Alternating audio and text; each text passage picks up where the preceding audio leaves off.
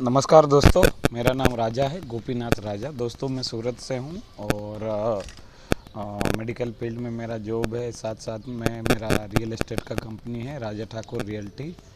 और दोस्तों मैं आज आप लोगों को एक कहानी सुनाने जा रहा हूँ। कहानियाँ हमारे लाइफ में बहुत कुछ इफ़ेक्ट करती है दोस्तों। हम लोगों को हमारे लाइफ में आगे बढ़ने के लिए कहानियाँ ज़रूरी है, सुनते रहना चाहिए। ये कहानी दोस्तों मेरे दादाजी बोला करते थे, शून्य बाबा की कहानी। और कल ही मेरे मेंटर है निशा मैम, उसने भी एक बुक में पढ़ के यही कहानी सुनाई। तो ये जो अंग्रेज लोग हैं दोस्तों, हमारी कहानियाँ चुरा के पैटर्न भी कर लिया है।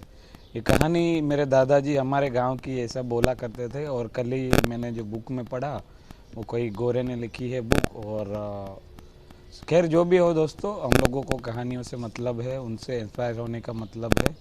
तो ये कहानी है दोस्तों शून्य बाबा की कहानी। एक बाबा हुआ करते थे किसी गांव में, जिसको लोग सभी शून्य बाबा कहा करते थे। और वो बहुत ही हैप्पी रहते थे ज़िंदगी में। कभी भी कभी दुख आया सुख आया तो एक ही तरह का उनका स्वभाव था। तो पहले के ज़माने में दोस्तों घोड़ों से लोगों का रईसी मापी जाती थी।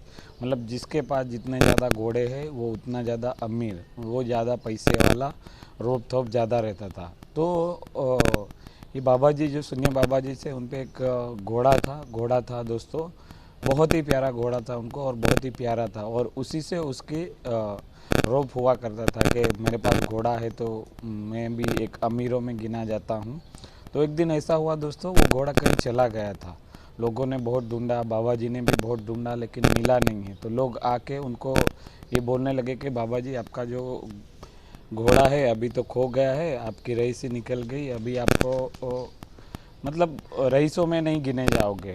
तो बाबा जी सम थे, वो इतना जल्दी क्यों डिसीजन ले लिया कि मेरे पास घोड़ा नहीं है और मैं गरीब हो गया हूँ।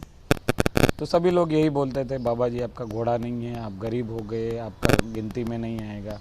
लेकिन कुछ दिनों बाद दोस्तों ऐसा हुआ कि वो जो बाबा जी का जो घोड़ा था, वो कहीं जंगल में, पास वाले जंगल में चला गया था। और वहाँ पे वो जंगल में बहुत सारे वाइल्ड हॉर्स भी थे, जंगली घोड़े भी थे। तो वो बाबा जी के घोड़े जो थे उनकी दोस्ती वो घोड़ों से हो गई। और वो 8-10 दिन के बाद रिटर्न आया तो उनके पास कुल टोटल 7-8 घोड़े हो गए थे। मतलब वो एक घोड़ा खुद और वो साथ में कुछ 7-8 घोड़े भी लेके आया था। तो टोटल उनके 8 घोड़े हो गए, 7 घोड़े वाइल्ड हॉर्स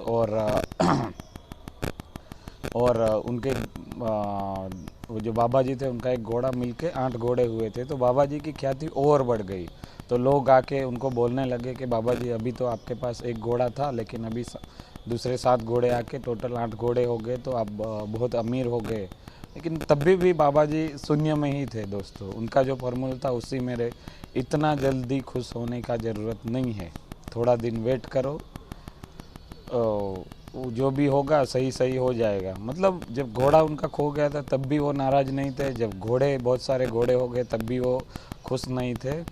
और कुछ दिनों बाद दोस्तों उनके जो बेटे थे वो जंगली घोड़े थे, उनको ट्रेन कर रहे थे। तो घोड़े से गिर के उनका पैर टूट गया, मतलब फ्रैक्चर हो गया। तो लोग फिर से बाबा जी के पास आके बोलने लगे कि बाबा जी आपका बेटा तो घायल हो गया है, आपको नाराज़ होना चाहिए। बाबा जी का वही एक ही सवाल उत्तर था कि इतना जल्दी क्यों डिसीजन लेना कि मैं खुश हो जाऊं या नाराज़ हो जाऊं। और ये तो हो गया, लेकिन बात दोस्तों वही वो जो स्टेट था बाबा जी का, उसमें किसी पड़ोसी राजा ने हमला कर दिया। और वहाँ के जो राजा थे उन्होंने एक फरमान निकाला कि सबके घर से जितने भी हेल्थी लोग हैं वो फौज में दाखिल हो जाए, सेना में दाखिल हो जाए। क्योंकि अभी हमारे पड़ोसी स्टेट ने हम पे हमला कर दिया है, तो हमको हमारे स्टेट का सुरक्षा के लिए सब लोगों को फौज में भर्ती होना ज़रूरी है।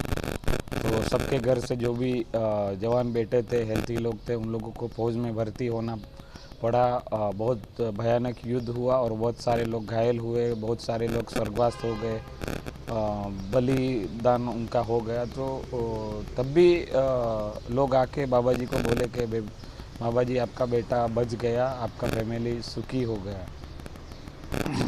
क्योंकि जब पहले उनका बेटा घायल हुआ था तो लोगों ने आके बाबा जी को देखा कि वो सम है, पहले की तरह सम है, दुखी नहीं है। और जब भी उनका बेटा बच गया युद्ध में जाने से, तब भी लोग आके बाबा जी को बोलने लगे कि बाबा जी आप आपको खुश होना चाहिए, क्योंकि आपका बेटा घायल होने की वजह से फौज में नहीं भर्ती हुआ और वो उनको सुरक्षित है।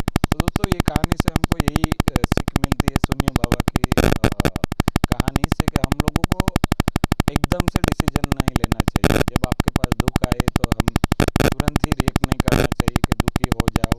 कुछ टाइम देना चाहिए दोस्तों। कोई भी मुश्किल आता हो तो उसका कुछ ना कुछ हल हो निकल जाता है। और जब भी आप लोगों को कोई खुशी होती है तो एकदम से रिएक्ट ना करें, कुछ टाइम दे, होल्ड करें दोस्तों, कि आपको बहुत जल्दी खुश नहीं होना है, बहुत जल्दी दुखी नहीं होना, क्योंकि परिस्थितियाँ दोस्तों बदलती रहती हैं।